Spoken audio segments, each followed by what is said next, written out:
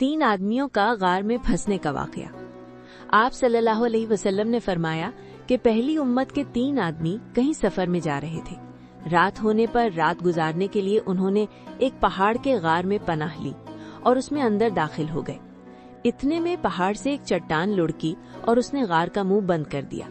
सबने कहा कि अब इस गार से तुम्हें कोई चीज निकालने वाली नहीं, सिवाय इसके कि तुम सब अपने सबसे ज्यादा अच्छे अमल को याद करके अल्लाह ताला से दुआ करो।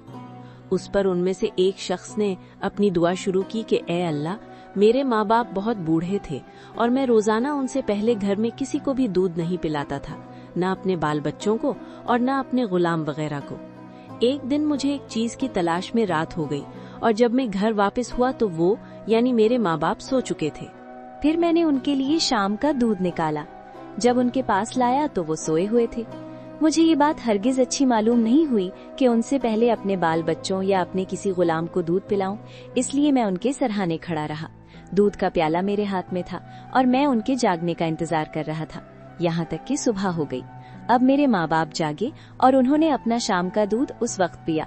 ए अल्लाह, अगर मैंने ये काम महज तेरी रजा हासिल करने के लिए किया था तो इस चट्टान की आफत को हमसे हटा दे। इस दुआ के नतीजे में वो गार थोड़ा सा खुल गया, मगर निकलना अब भी मुमकिन न था। रसूल करीम सल्लल्लाहु अलैहि वसल्लम ने फरमाया कि फिर दूसरे ने दुआ की, ए अल्लाह, मेरे चचा की एक लड़की थी जो सबसे ज्यादा मुझे महबूब थी। मैंने उसके साथ बुरा काम करना चाहा, लेकिन उसने ना माना। उसी जमाना में 1 साल कहद पड़ा तो वो मेरे पास आई।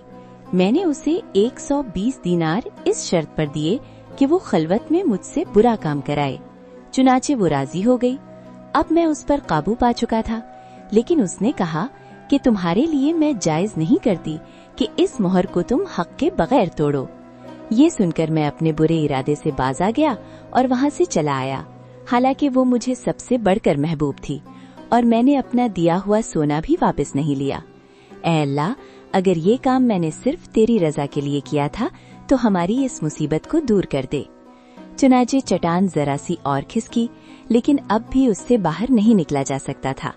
नबी करीम सल्लल्लाहु अलैहि वसल्लम ने फरमाया और तीसरे शख्स ने दुआ की, ऐ अल्लाह, मैंने चंद मजदूर किए थे, फिर सबको उनकी मजदूरी पूरी दे दी, मगर एक मजदूर ऐसा निकला कि वो अपनी मजदूरी ही छोड़ गया।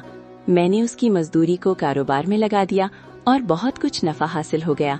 फिर कुछ दिनों के बाद वही मजदूर मेरे पास आया और कहने लगा, अल्लाह के बंदे, मुझे मेरी मजदूरी दे दे। मैंने कहा, ये जो कुछ तू देख रहा है, ऊंट, गाय, बकरी और गुलाम, ये सब तुम्हारी मजदूरी ही है।